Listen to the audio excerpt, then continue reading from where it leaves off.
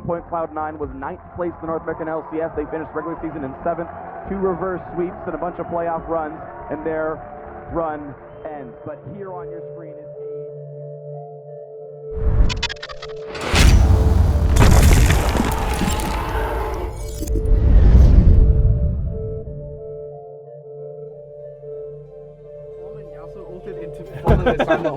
Wait, what knocked us up? Alistair W W'd someone into everyone else and then Q flash. You know, I like died right away right there. I got the smite off on Baron and then died. I was like, all right, I got it. I was just like, I'm gonna use everything and sneak in. Hope you try.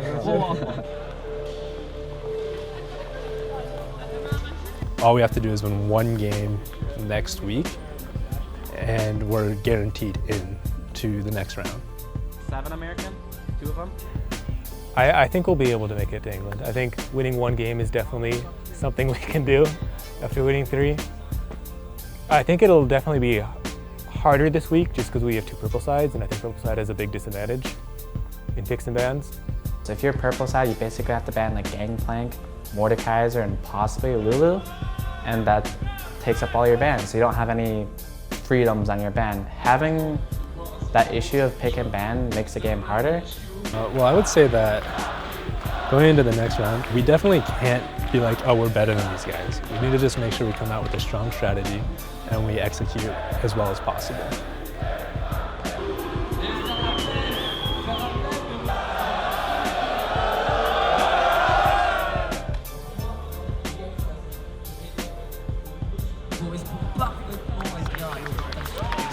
Does have that lightning rush, can reposition very quickly as Yellowstar is going to find elimination. Oh, they're torn out of the way at the dark binding. The chompers are going to go down. Elimination gets flashed on. Reckless grabs a kill onto him, and Sneaky trying to turn it around. The ignite's ticking, but it's not going to be enough. Yellowstar just being a big bulky Shen. And that is going to be the kill for Fnatic as Incarnation now in trouble in the mid lane. Once again, Rainover walks out of the gravity field. They want to give it to Forbidden. Not going to happen as Red Buff takes it for Rainover. Back around just to push him off the turret and secure another tower. Oh, they're not done there. Yeah, teleport comes in. Huni with a decent Nabar on this one as well. As Rainover. That last day was interesting. It was like there's so many games in a row.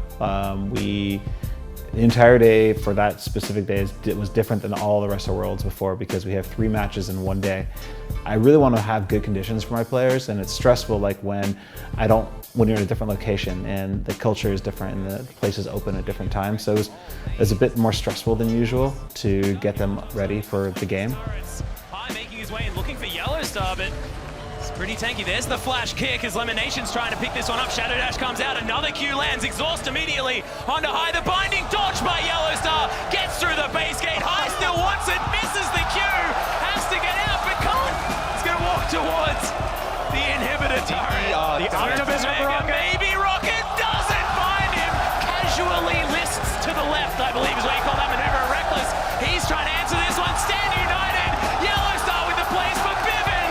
Secures the kill over the top. And Fnatic in the meantime take 2 turrets in the top lane. C9 is just so desperate right now to do anything, and they are just getting shut down player for player. Oh, Huni flashes out of the shockwave there as Balls and Incarnation still going in. Apprehend doesn't find him. That would have been so close as now the Mega Knight's going to come through. Rainover End of the game with everybody except for High dead. Fnatic came to play week 2. Yeah. They have something to prove on Summoner's Rift this time around. The Nexus is going to be falling, and Fnatic looking so much better this time around against Cloud9. Well, the first game was particularly rough, where the players really, had a bad loss to Fnatic, and I was concerned about the attitude going into game 2. They seemed to bounce off pretty darn well, and they seemed like in a good mood. But I was definitely concerned during that first game that they would be very tilted when we were trying to prepare for our next game.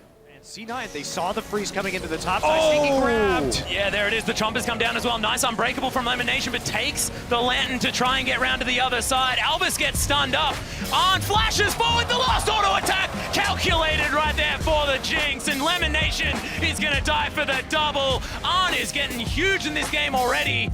AHQ now trying to follow up. The gold card's down under High. Westor says thank you very much. He's coming back again. There's the gate. Yep, looking for more as Balls able to get a lot of damage through the dunk. Flashes out of the way, but it's not enough. Balls is is going to sacrifice himself. Ziv gets a piece of the pie. 3 versus 1. There's no Meganar. If the skill shots land, They didn't. Apprehend does though, as Ziv just going so aggressive. Doesn't have anywhere near a Meganar. This could be just handing balls another kill. High grabs it as Ziv falls down at HQ. They are going to have Elvis fall as well. It's going to be the Braum locking him down with the passive. I feel like the guys are like the student that procrastinates to the last minute on assignments, and just like, so they won't take practice like super seriously. As things start to ramp up and get closer to game day, they're like, oh, we're not doing well. So all of them start trying like their hardest, and then things get a lot better, and we get to solidify like our strategies and like come in feeling confident. It felt great that we threw out the first week, but following that week, we had a week of scrims where we didn't perform well in the scrims. And I've always felt as if we don't perform well in scrims, that'll translate to the stage. So I was pretty concerned about how we would do this weekend since we weren't doing well in scrims. He's probably going to follow suit. Glacial Fissure is not going to be enough. Don't know how much longer they can do so though, as High looking for a potential engage. Balls does get the apprehend off, but High's already dead in this fight. There's the death sentence under Lemon Nation, and it's all falling apart. Destiny comes down, Incarnation melting at the hands of AHQ. Completely different AHQ. This is not a 1-2 AHQ, this is a 2-0 this week around. What a stunning performance from this Garena side. absolutely playing the pick comp again, and Cloud9 falling to more or less the same strategy 2 games in a row right now. The first week, teams weren't prepared for the things that we were gonna play.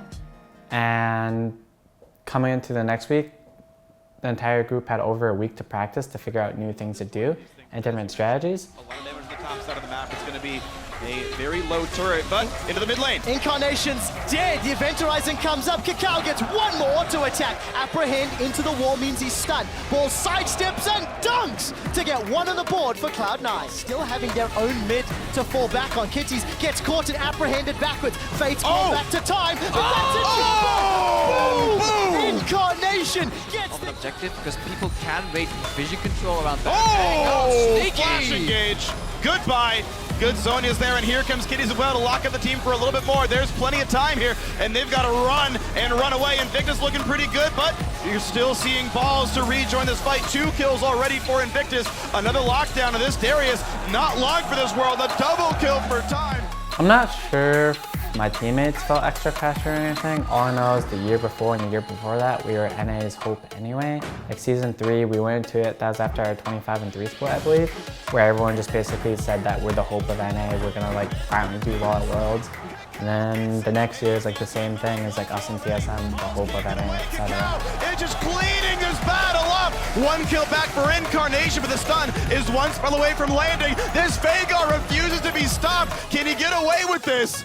Baron still to IG. 3,000 health. Kakao goes in. Here comes the battle. Aspen of the Dragon in for Invictus. Incarnation over the wall. Kitty's safe as well. First kill comes through. Rookie's dead, but Time and Co are crushing faces. Incarnation, the only one alive. Kitty's here to say hello. Not dying just yet. Gets a stun. Here's the ignite. There's the triple kill.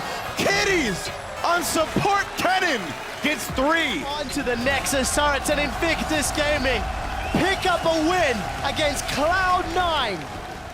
If you get in a situation where a player is really tilted, it's like, if there's no real magic to try to untilt them, you just try to identify what's right at the moment causing them issues, trying to assure them that, hey, this is like a reset point, don't think about the last game. At that point, like, it's really easy to try to analyze the prior game and try to think about all the little things that went wrong, but to be honest, you need to let go of that and be thinking about the new opponent and thinking about the new challenges that are coming to you. Try to get them to focus on what's coming at you versus what just happened. Well done by Mountain. I mean, ball's only a shard of the monolith. You bring an entire Mountain over. What a shot! And High can take him back out. Incarnation may want to look for Ziv. He doesn't have a knock-up charged yet. We'll need to follow up with the Steel Tempest. Now he's going available. Who will he hit? Gonna choose one target. Exhaust is up. Jumps onto Elvis to close the distance. Slicing metal from there. Incarnation gets one on Ziv. And Sneaky follows up. Caught out. Chompers are not gonna connect, but the exhaust will. Incarnation does not have Last Breath available. available. Gonna be looking for a knockup. Actually will get stunned up for a second. Mountain's gonna try chase him down. Wind wall is up. It will not block the kill. They've traded 1-for-1. Support for mid laner. Balls and High are gonna run down Ziv. That decimate heal is so effective, but Sneaky with the red buff picks up the kill. Destiny and the gate, and Sneaky eats a javelin from Mountain. Whoa! The engage is flashed away. On stays alive, and Albus throws on the Maelstrom. It's going to be enough for Balls to go down, so here comes the chase. The tail and a slicing Maelstrom tags a couple members. Elimination, Black shields himself. Oh! Holy cow, a big engage and a triple kill for the AHQ AD carry. And this is going to be the easy pickup at the end. Disrespect from Balls. Nestor has joined the fight as well, and Ziv is being jumped on, but AHQ will be happy with this. Doesn't Ziv exactly got take one. damage. He's turning it around. A Oh, double dunk. man, Cloud9, why did you bother trying to take this fight against the farm Darius? And now they're into the base. AHQ looking for the play. The Malfoy does not matter. There is no damage. There is no base left. There is only victory for AHQ. One final dunk on the other side of the map. It's like he's playing Space Jam, and AHQ will be the final team out of Group B. Feeling pretty sad about losing because we just had to win one match and we failed and we had 4 chances, so it's pretty sad right now. I'm not actually sure why we lost. We just got stumped the very first game by Fnatic really hard, and then, I don't know. I'm not sure what happened, but we just had no synergy whatsoever, it felt like. I'm actually really pleased with how all my teammates played. We came from 7th place, or 9th rather, all the way to Worlds, so at the very least, that's not something that I did by myself. People can give me credit to that, but a team is not one person, it's 5 people, right? So we all worked really hard together to get to where we were, and when we got to Worlds, I was pretty impressed with everyone's play, really. Jensen held his own against all the top mid laners, and he even beat a lot of them, and he played extremely well. For Balls, I thought he performed well. I wasn't afraid of him performing bad. I played with the guy for 2+ years, and I know when push comes to shove, he'll show up. And he got a pentakill, so I haven't gotten a pentakill at Worlds, so I was pretty surprised with that, and I'm happy that he got to show he's still good. And as far as Sneaky and Lemon, I don't ever think there was much criticism of them being bad players or anything like that. I've always been very happy with the way they play, and once again, they basically did work. So we've had a very low amount of break time relative to other teams, and that's good and bad at the same time. But it's nice to finally get a breather, sit down and think about what you want to do in the future, right? But as far as what I want to do with League, I think it's about time that I go do something else. I'm still technically the Chief Gaming Officer of Cloud9, even though I was playing. I just stopped doing all the duties that I had since I had to focus on playing. And I kind of really want to go back into that. I'm going to have a lot of talks with Jack to try and figure out what's best for the organization, since I want the team to succeed. I'm not sure what best to do that way yet. It's an interesting thing. I've always said that I want my players to feel like they can have a career with Cloud9, and I mean that. And so I want to be able to provide for them as they move through the stages of their career. And now that some of my most important pillar players are looking to retire, I'm going to do everything I can to make them have a spot at Cloud9 for them to sit at. So what's that mean for the roster? Right now it's we're in recruitment mode. I know walking away from it, obviously we have things to improve on.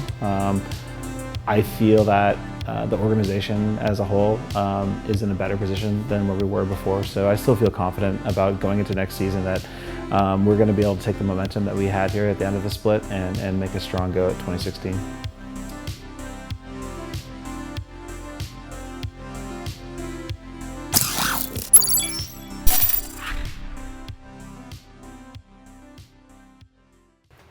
Thanks for watching, fans.